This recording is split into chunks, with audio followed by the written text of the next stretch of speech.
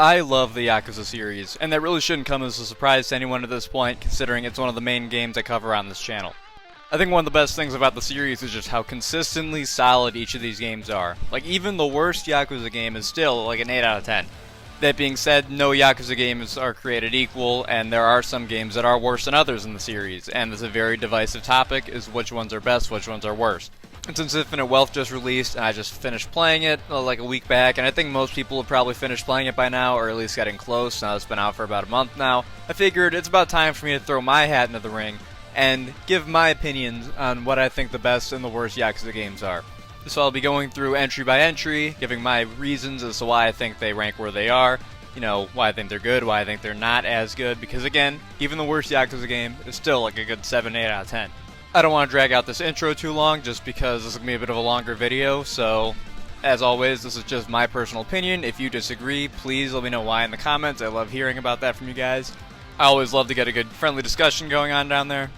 It's also worth noting that I will not be ranking Dead Souls, Kenzan, or the Kurohyo games, just because I haven't played any of those games yet. If you end up enjoying the video, please feel free to like and subscribe to show your support. It really means a lot. Without any further ado, let's get right into my ranking of the entire Yakuza series. Yakuza 5 is a bloated mess of a game that, when it's firing on all cylinders, is some of the best of the series, but it just so very rarely reaches its potential. It's easily my least favorite of the series. The Yakuza 5 plot really isn't all that complex, but it just did not need to be split up across 5 characters and like 40 hours of gameplay. This was also the last game that had the character switching structure where you play all the chapters for a certain character and then just wouldn't see them again until the finale. Which worked better in a game like Yakuza 4 because that game was like maybe half as long as 5, if not shorter than that, and had less characters than 5, or less character. It had 4 characters instead of 5, but you get what I'm saying. It's easier to introduce a bunch of characters and a bunch of plot points as a certain character and then bring them up again later when you're bringing them back in another 15 hours as opposed to 30 hours. And by the time you get to the finale, they'll have introduced so many characters, so many plot points, that you'll probably be very fuzzy with a lot of the stuff that happened at the beginning of the game. And it's disappointing because I think the core story they're trying to tell is really solid. Definitely not one of my favorite Yakuza stories, but I think it's really good. And it's just completely squandered by the manner in which they try and tell it.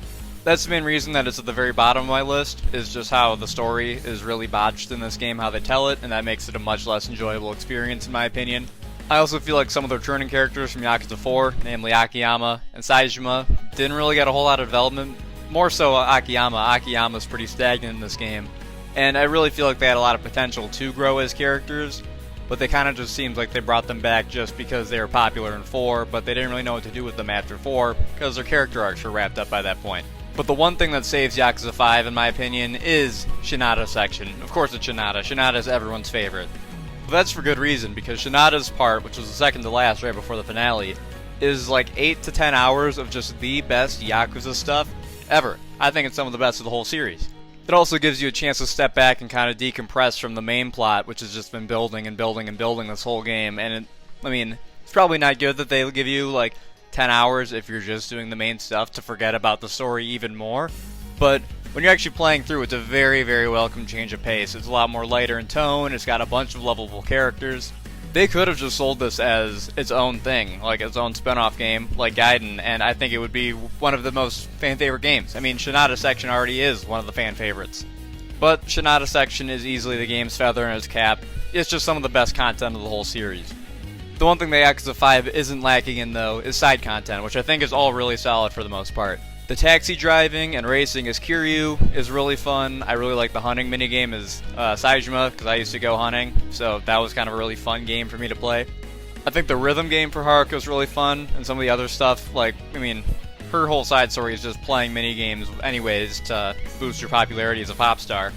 Akiyama doesn't get a side story in this game because it seems like all they really can let him do is joke about needing to quit smoking, and then Shinada's baseball side story is, I think, the best in the game. And each of these side stories are easily 10, 15, 20 hour endeavors you can take on. They're basically long enough to be their own games. But if you're doing all these as you go through, like I was when I was playing, it just makes it even harder to recall these plot points when they get brought back up later in the game, because when you think of, Saejima's section, you're not thinking of like the couple things that happened there that actually mattered. You're thinking of, whoa, I fought a bear and won. Yakuza 5 also has a pretty good arena, or a pretty good coliseum I should say. So again, the game is really good by other game standards, there's a whole lot to do, and the story is good, but by Yakuza standards, it just doesn't really hold up in my opinion.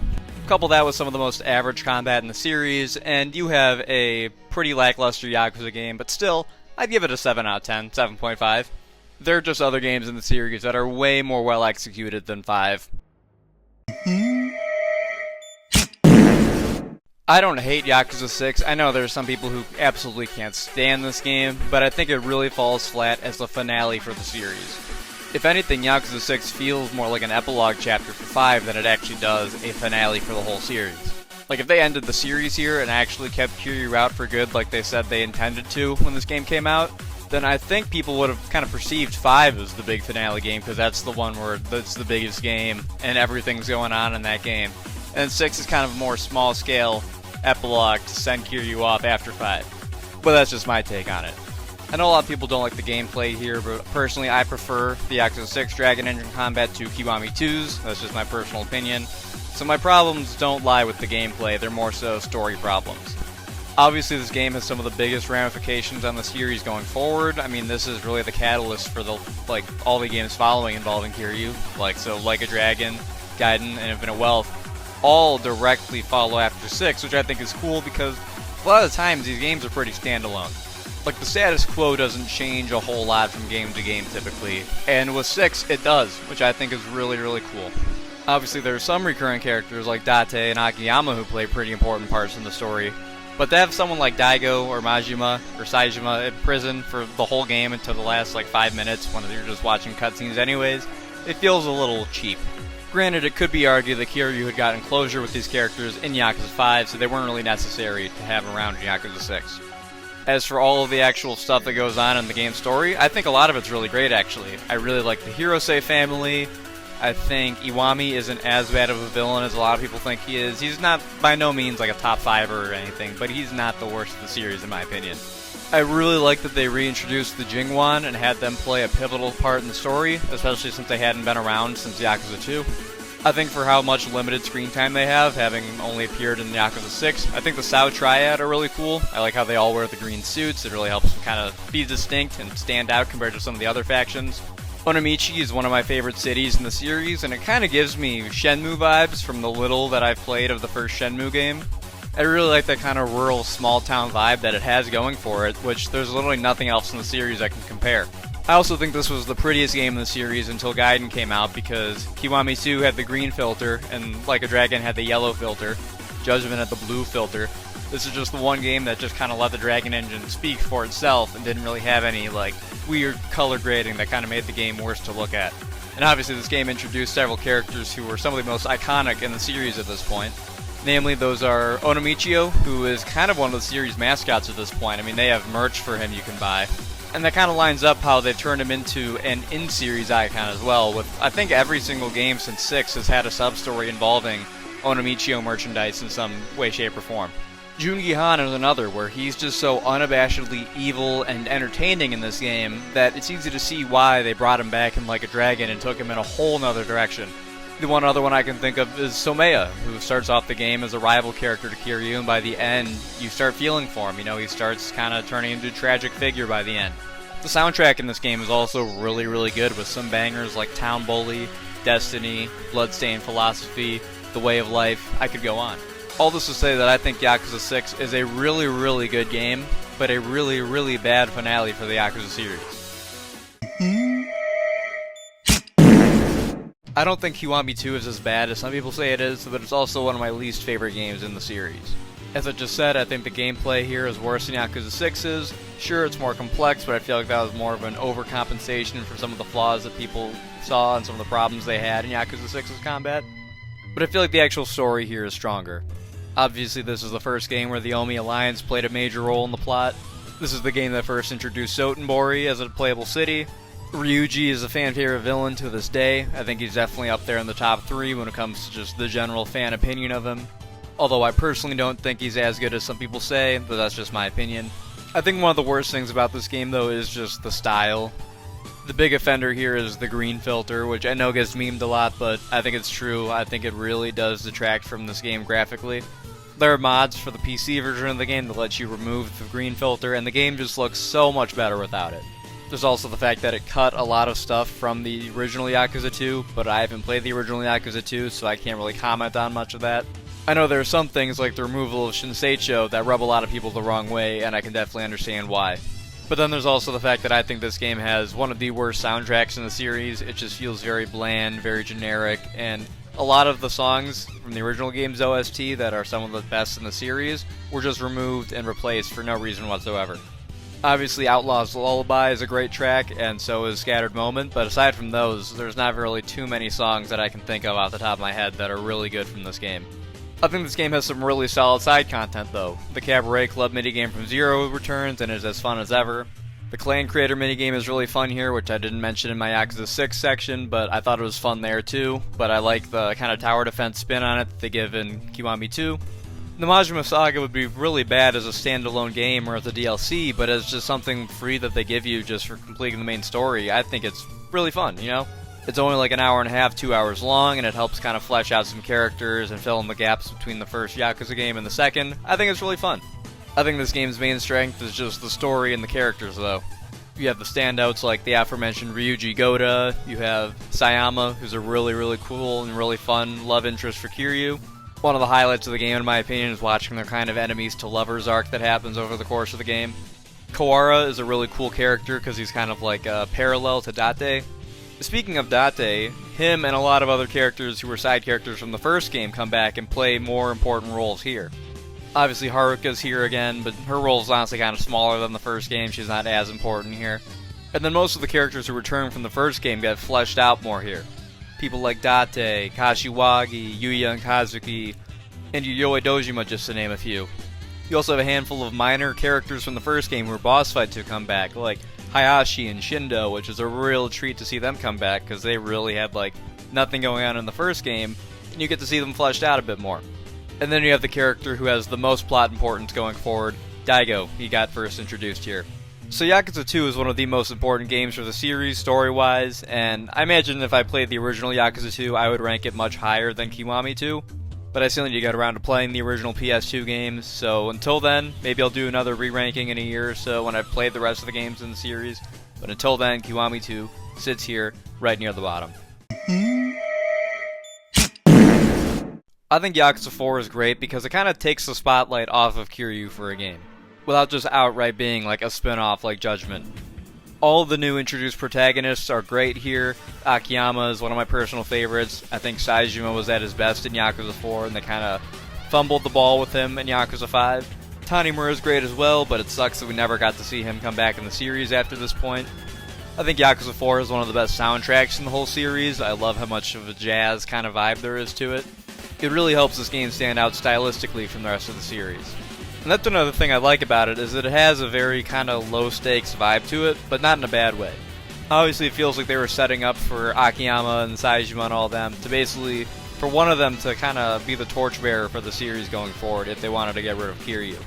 So it kind of makes sense for the actual drama and conflict of the story to be a lot more small-scale, like something out of Yakuza 1 as compared to something like Yakuza 2. Like, I think the Ueno Seiwa clan might be the smallest enemy clan that's been in the series, period. The gameplay here is basically just Yakuza 3 again, but the enemies are a lot more generous with their blocking. So you can pretty much just spam through most combat, which that's how most of the series is. As for side content, there isn't a whole lot, because this is right before Yakuza 5 introduced the side stories that a lot of the games would like adapt going forward, so it's a lot more small scale here. The Cabaret minigame in Yakuza 3 and 4 is not as good as the Cabaret minigame from 0 onwards, where here it's basically just a dress-up game. But I thought the Sadachi Dojo minigame as Saejima was one of my favorites of the series. I loved just the banter and the cast of characters they had going on there. I thought it was really fun. Kiryu's side story with him kind of cleaning up the streets and fighting all these new gangs is really fun, and I don't really remember Tanimura getting anything. I think he might just have his police scanner to have random crimes pop up he can solve. There are a lot of really good sub-stories though as well, most of them harkening back to the first game, which is really interesting, and it kind of makes it feel like Yakuza 4 was meant to be Kiryu's last game, or could have been his last game, because a lot of his sub-stories are just him reconnecting with and closing up loose ends from the first game. Kind of similar to what Infinite Wealth did, except that did it for the whole series. I think the worst thing about this game though is the story, and I'm not even talking about the rubber bullets part. That's been absolutely memed to death, and it doesn't really bother me that much. My biggest gripe with the Yakuza 4 story is that there just isn't a really gripping villain in my opinion, at least not one that makes it to the finale. My personal favorite villain from the game was Katsuragi. He was just a really evil schemer, and he was really fun to watch whenever he was on screen. But spoiler alert, they kill him right before the finale, so he's not one of the final bosses. I mean, you don't ever get to fight him, period. And a lot of the other characters I felt just didn't really have the emotional impact that they could have had they been, part of the story from the very beginning, like someone like Katsuragi was. I do like a lot of the rest of Yakuza 4's plot though, especially how it kind of harkens back to the first game, like the sub-stories do. Especially so when Kiryu gets introduced into the fold near the end. But the lack of a great villain, in my opinion, is what kind of keeps this game from reaching up to the top half of the list, or even more towards the middle of the list. Yakuza Kiwami is a very big step down from Yakuza 0, especially for playing it for the first time, which most of the games are a step down from 0, because 0 is just that good. But Kiwami still stands as a great game in its own right. I think the combat here is some of the best in the series, since it's just the Yakuza 0 combat, but cleaned up more. Side content here is fine. It's a step down from 0 definitely, which most people are going to be playing Kiwami after 0, so you have to take that into account. Obviously, since this is a remake of the first Yakuza game, most of the sub-stories are a lot more simplistic and toned down than a lot of the ones that would come in later games. But I think the best thing about this game is the story. Which I know I've been saying that a lot, but it's true for most of these games. The plot here is a lot more basic, it has a lot less moving parts going on than a lot of the plots in any of the games moving forward, but I think it's to the game's benefit.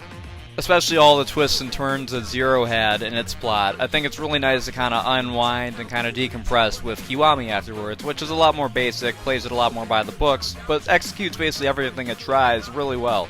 Obviously this game is basically one big gang war plot with the government conspiracy sprinkled in, and I think it works really well. I personally think the worst thing about this plot is just that since they didn't really think they'd be getting any more games, they killed off a ton of interesting characters in this game who they couldn't use like any point after this. But basically everyone who got introduced here and lived through the story went on to become, series mainstays. You've got characters like Kiryu, Haruka, Date, Yuya and Kazuki, Kashiwagi, the Florist, just to name a few. These characters all kind of make up the foundation of the Yakuza series, and even if they're not there in the main story, there's usually always a sub-story or two dedicated to them in each game. I think the weakest part of the game's story is honestly probably Nishiki. Obviously he's a great character in retrospect because they filled his character out more with Yakuza 0 and then the extra scenes they added in Kiwami, but in the original plot he really doesn't have a whole lot going for him other than he's your oath brother and now he hates you. And I just don't think the premise alone is enough to really make him an engaging villain because he kind of set the standard of Yakuza villains where they don't get a whole lot of screen time usually. And this is how most of the villains going forward to go, where they'll maybe have like 40 minutes of total screen time up until their boss fight, if that. Taking 0 and the extra scenes into account, I think he's a much stronger character, and considering most people play 0 and then Kiwami, you're not going to have to worry about him being a weak villain. Obviously, I don't have as much to say about Kiwami, but that's just because it's got a lot less going on than a lot of these other games. Definitely still worth a play in my opinion, and if you don't want to start the series with 0, if you want to go in release order, Kiwami's a great jumping in point, because it's the first game in the series. But yeah, so I think Kiwami has great gameplay, but the story is just solid overall for the most part. I think what makes Ishin a very, very fun Yakuza game is just how unique it is. Obviously, it's set in the 1860s, so the time period is like nothing else we've seen in the series before. I really like the increased emphasis on weapons in the combat, with swords and guns being a much more just omnipresent thing in this game. But I feel like where this game really falls flat is how grindy it is. Like, this game is a complete slog if you want to 100% it. This is apparently the case in both the original and the remake, but is more so the case in the remake, which is the version most people have access to because the original never came out in English. So I'd probably put this game higher up if I didn't seek out to 100% it, because it just kind of completely soiled the game for me, was trying to 100% it, getting all the weapons, just doing everything in this game. It's just not very fun. I thought the story was really solid, but I just didn't really get a lot of the historical context going on because I'm not very familiar with that era of Japanese history. I basically just watched YouTube videos that kind of fill me in on the Shinsengumi and what was going on at the time, so I would have more context than I would have had going into it blind. But I feel like to fully appreciate the game's story, you really do need to know a lot of the intricacies of what's going on, more so than just a surface level knowledge of who's who and what's what that I had going in. Needless to say, the plot's still fun, even if you don't know who any of these people are, just because it's a Yakuza plot through and through. You know, it's got a lot of twists and turns, it's got a really fun kind of conspiracy going on. Certain things just won't hit the way they're supposed to if you don't know the ongoing context and history about all these characters. It'd be like if they tried to make a historical fiction game about, like, the Civil War and tried to sell it overseas in nations that aren't as familiar with American history as I am, or other Americans in the audience. Anyone would still be able to, you know, understand the actual plot and enjoy the game, but you might not understand the history and the fictional aspects of the history that, you know, are just there for the game. That's the camp that I, and probably most other English players, found themselves in when playing Ishin. As for things this game does right, though, I think the combat is some of the best in the series, particularly the Wild Dancer style is a ton of fun to use. I think Edo is a very, very fun city to explore, especially at night. Like, this game is stunning looking in the Unreal Engine, and it looks even better at night when there's fireworks going off and all the lanterns and whatnot. It's just a ton of fun. One of the big things that the series does so well is capture the Japanese nightlife vibe, and to see them do that in the Edo period is a really cool thing. It's also just a ton of fun to see all these characters cast as historical figures like they're in a play or something. Which now has just got me thinking that we need a version of Hamilton with the Yakuza cast playing the different characters. The villain, I think, is one of the weaker villains in the series personally. He just didn't really click, in my opinion. I think the soundtrack is great though, how it has a lot of traditional Japanese instruments, a lot of flutes, a lot of strings. I think it sounds great and really helps, you know, kind of sell the era that the game's set in. So I would highly recommend Ishin if you haven't played it yet. Obviously it's not required playing since it's a spin-off set way in the past, but it's still a blast to go through. Just don't try and 100% the game, because that'll make you not want to touch it for months like it did for me. I know it's a popular opinion for Yakuza 3 to be considered the worst of the series, but it's just not one I can get behind. Obviously this game kind of has the reputation online of the enemies blocking too much, and that turns a lot of people off from playing it, but I feel like if that's going to be the reason someone doesn't play the game, they should at least play it on easy mode and play it for the story. The combat personally doesn't bother me because I'm a big fan of FromSoft games, so I really like the kind of dodge and punish approach to combat, but I can get why, especially after something like Zero, Kiwami 2, where you can basically just button mash your way through, someone might be caught off guard and blindsided by the combat change in 3. But I think this game gets a lot right, and that's where it really shines in my opinion. For starters, I think all the Okinawa parts of this game are absolutely gorgeous. Like, I feel Yakuza 3 holds up very well graphically for a 15-year-old game, at least when you're talking about the environments. Whether it be the beachside orphanage that Kiryu runs, or it's the actual downtown area of Ryukyu, it's all really cool, has a really kind of fun summer vibe. I really dig it. Kamurocho is really fun too, especially considering this was the first game where they did Kamurocho in like a 3D over-the-shoulder environment. Because prior to this, it was all fixed camera angles, like a Resident Evil or Silent Hill type game. I think they did a really good job of making it a very believable city to walk around in, which kind of a given because it basically had a cheat sheet because they based it one-to-one off a real-life district, but still, you know what I mean. I think Yakuza 3 to this day has the most sub-stories in any Yakuza game, which is definitely nothing to bat an eye at. But obviously, like all the Yakuza games, this game lives and dies by its story, and I think it's really good. I know this is controversial, but I really enjoyed all the orphanage parts of the game. I know a lot of people call it filler content and say it should have been sub-story content, but I personally really like seeing Kiryu just interact with his kids and just helping them out with these small little problems that are bothering them. And I think it's really fun and fleshes out his character to see him tackle problems such as a bully at school, or wanting to put on a wrestling match for the kids with just as much seriousness as he does problems like the Tojo clan being in peril, or like government threats or conspiracies. I think it's really fun. I think this game also has a really solid list of supporting characters, like the Ryudo family. I think are all great. Obviously Rikia is the standout of the family, but everyone there is really fun. They're all a bunch of really cool characters. Then back in Kamurocho, you have characters like Date and Kashiwagi are back. Those are fan favorites, and they're as fun as always. And I think this game has a really fun lineup of villains in both Okinawa and Tokyo. The standouts, in my opinion, are Hamazaki, who obviously got fleshed out much more and had a redemption arc in Yakuza 4, which is basically unheard of for the series. Andre Richardson is one of the funniest villains in the series in like all the worst ways possible.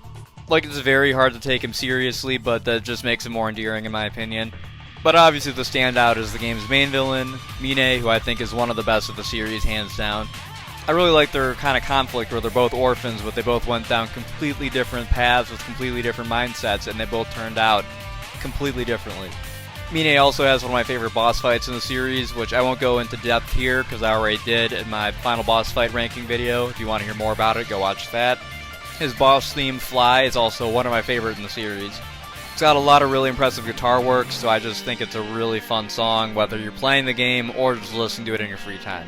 So even though I adore the story of Yakuza 3, I personally can acknowledge that it has a lot of gameplay faults, and that is kind of lacking in the side content area. Like, there's a lot of sub-stories, but a lot of them are forgettable. The only real side story that comes to mind is the cabaret minigame here, but just like Yakuza 4, it's more of just a dress-up game than an actual, like, Diner Dash type minigame. But Yakuza 3 is a very lean Yakuza game, so it's not as much of a time commitment as something like 5, so it's much easier to recommend to someone.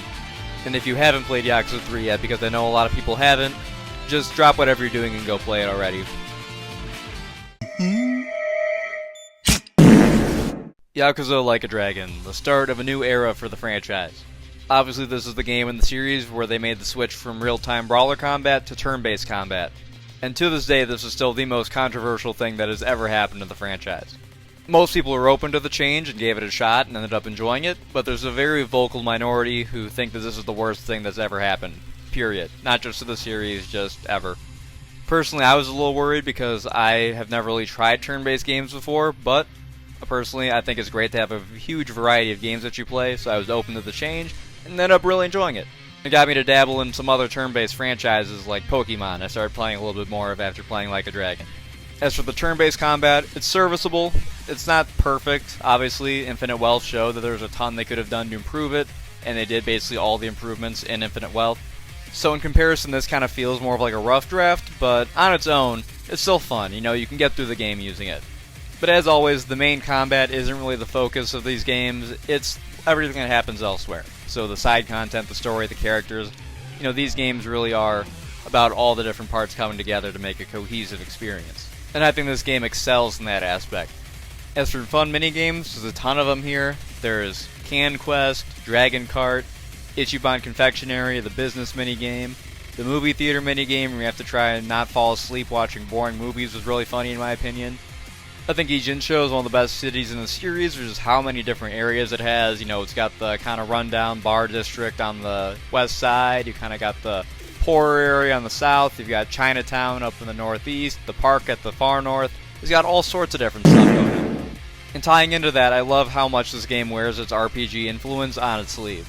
I love how Ishin is set up where the levels get higher, basically the further northeast you go. I like that there's different dungeons you can run through to grind out money and XP. I think the job system is a great way of contextualizing all these common JRPG character class archetypes into the Yakuza Like a Dragon experience without making them seem too far-fetched. But I can't believe I just said Like a Dragon is not too far-fetched, as if this isn't one of, if not the goofiest games in the series, so I rescind my previous statement. As for the story, I think the story is excellent in this game. Definitely one of the best in the series. I think the cast is stellar in this game as well, because you have obviously Ichiban, who I think might be my favorite protagonist in the whole series. He's just overflowing with hope and optimism, and it's really fun to watch when a lot of characters in media are always kind of gloomy and down the dumps. Ichiban just complete 180 of that. He's always happy, he always wants to lift others up, and I think it's really inspiring to watch. The supporting cast is also all excellent here. Obviously you've got Namba, Adachi, Saiko, Jungi Han, Zhao, they're all excellent. Arakawa's a really good father figure to Ichiban. I think they did a really good job at kind of not making the returning characters when they show up in Chapter 12 the forefront of the story going forward. I feel like they gave characters like Majima, Saejima, and Kiryu just enough screen time to make them have an impact, but not so much that they just kind of take the spotlight away from Ichiban and his friends. The villains here I also think are really cool. Obviously you have Tendo, who I think has one of the best boss fights in the whole series, and then Ryo Aoki, who his boss fight's not as good, but I think he's a really interesting character though. Basically, I think Like a Dragon does most things really well except for the gameplay. But basically all those gameplay problems will be fixed in Infinite Wealth, which we'll get to later. By the way, this game also has a really good English dub, which makes it one of the more accessible games in the series for those that don't want to read subtitles. Yakuza 0 is often heralded as the best of the series, and I don't quite think it deserves that level of praise, but I can definitely see where most people are coming from, because I certainly held that opinion for a while after playing it. I think this game is a great introductory point for the series for newcomers, A, because it's a prequel, and B, because it's one of the best of the series. I think the cast here is all excellent, some of the best in the series. It's got great villains, it's got great supporting characters.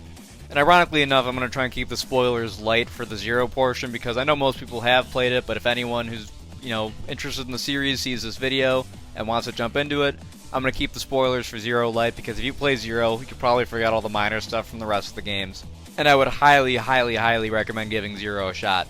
And besides, if you have played 0 before, you really don't need me to tell you how good it is.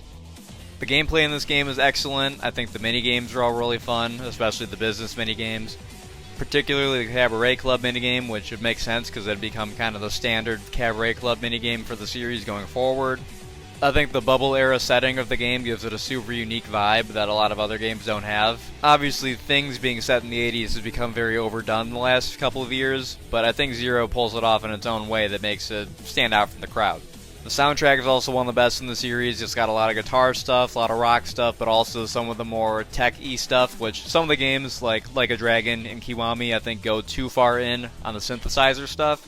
But I prefer when games like 0 and Infinite Wealth have a nice blend of the different styles. The story, what else can I say about the story without spoiling it? It starts off a bit slow, but once it gets going, there's nothing else like it. You are along for the ride once it starts going. And as I said, if you've played 0 before, you know how good it is, and if you haven't played it yet, give it a shot. It's on most systems right now, except for maybe like the Switch, so, you're probably going to have access to it. I think it easily deserves being in the top 5 of the series. If you guys want a more in-depth video on 0, please feel free to let me know about it in the comments, because I'd be happy to make it, but here, I don't want to spoil anything in case you haven't played it yet, because I don't want to be the guy who ruins it for someone who's been thinking about playing it.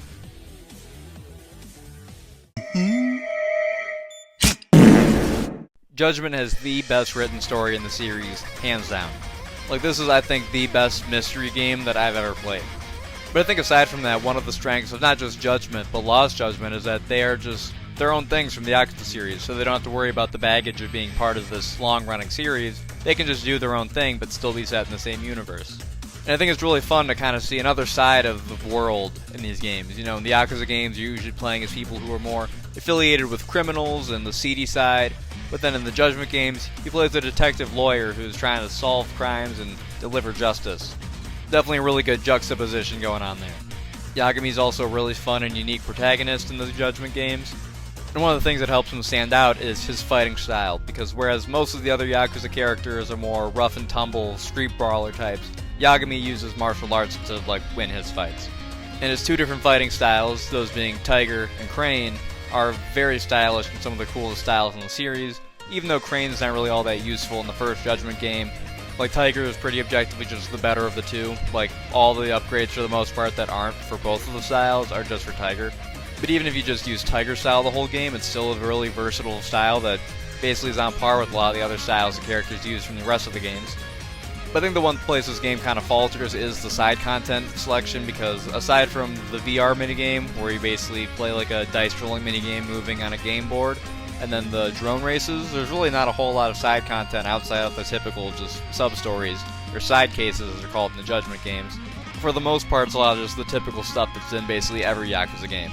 But I think the game makes up for it with just the fact that it has, again, in my opinion, the best written story in the whole series. Much like Yakuza 0, it's a bit of a slow starter, but once you get going, it is just so hard to put this game down. Whether it be the actual central mystery of trying to catch the mole, or the different supporting characters like Kaito and the people at the Genda Law Office, they're all just outstanding characters. Sugiura and Higashi are others that come to mind as great supporting characters. This game also has great villains as well. You obviously have Hamura, who's a villain who's out in the public and is basically antagonizing you publicly for most of the game. And then the Mole, who, if you don't know who he is, I won't spoil him for you because it's one of the best reveals in the game. Plus some other antagonist figures who are all really well written, all really well acted.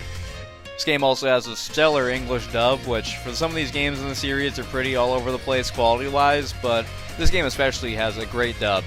I honestly think it's on par with the Japanese audio track.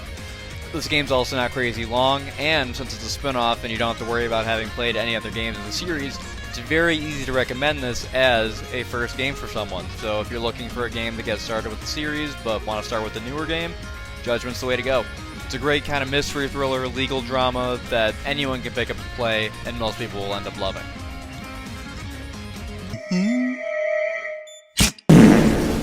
Gaiden is an outstanding game, and my only complaint is that there's not more of it. I know technically this game is classed as a spin-off, but it basically feels to me like required playing before playing Infinite Wealth. That's because it really fleshes out what was happening to Kiryu between Yakuza 6 and 7, and sets up Yakuza 8 very well in my opinion. Like, if you went into Infinite Wealth not playing Gaiden, you wouldn't know who Hanawa is, you wouldn't really get who the Daidoji were. There's a lot you wouldn't understand, so I consider this basically necessary playing to play Infinite Wealth. As for what's actually in Gaiden, though, again, this is a super short game, maybe like 10 hours, only 5 chapters long. But because this is the shortest Yakuza game by far, every single one of the 5 chapters has some big climactic event happen at the end of it. There's always something going on in this story. And the actual gameplay here is some of the best in the entire series. Like, Kiryu's gameplay has been fine-tuned to perfection in this game. Both of his styles are super fun and versatile. Particularly his dragon style in this game is, I think, the best iteration of it in the entire franchise. Also, new lovable characters in this game. A lot of really cool set pieces, particularly the castle, I think is a really cool kind of new area. It's like the pleasure district on a ship. The villains in this game, I think, are all really, really good too. The one place where this game is lacking would be side content. There just isn't a whole lot to it. But I'm not really going to hold that against the game because it wasn't sold as a full-price Yakuza game. This is more just kind of an appetizer to get people excited for Infinite Wealth. And I think it succeeds not only at that, but also just being one of the best Yakuza games, period.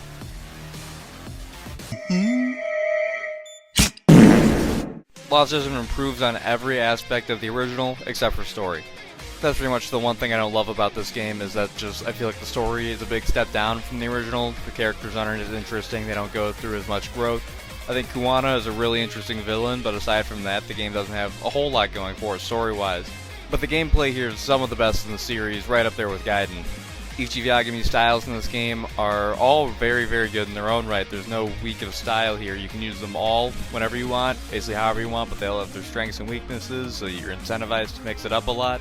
And this game has some of, if not the most, side content out of any Yakuza game, except for maybe Yakuza 5. Like, you basically have 9 or 10 side stories in this game instead of 1 or 2 or 4 like Yakuza 5 had. You have 9 in this game. Because I know there's technically listed as 10, but I'm pretty sure one of them is basically just like an intro to the whole like side investigation type thing. But the amount of new minigames they introduced in this game is just absolutely staggering. There's boxing, there's the robot club, there's the motorcycle racing, there's the esports club, there's all sorts of different stuff Yagami can do in his investigation at the high school. Basically, this game has a ton of really fun side content, and it's basically all quality content. There's not a whole lot of filler here. This isn't like Yakuza 3 where there's like 120 sub-stories, but only like 40 of them are good. There's only like 40 sub-stories in this game, and pretty much all of them are good. And even though I don't really like the story per se in this game, I think the characters are still all great here, even though I don't think they're as good as they were in Judgment. Kuwana and Soma make for a great pair of leading villains, and all the other side villains I think are really good here too. Not to mention that this game also got the Kaito Files as DLC, which is basically another like 8-hour campaign with another really good story. Not as much going on as like one of the main Judgment games, but it's basically a really good kind of mini Judgment game.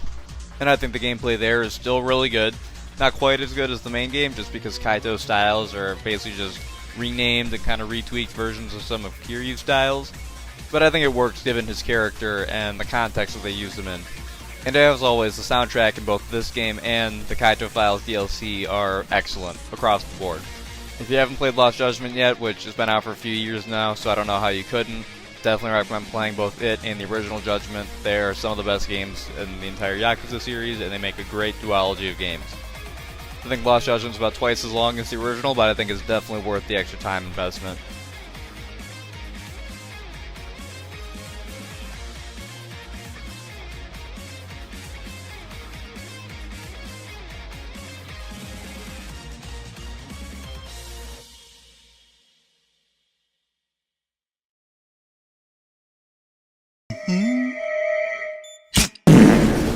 Some might call this recency bias, but I absolutely believe Infinite Wealth is the apex of the series.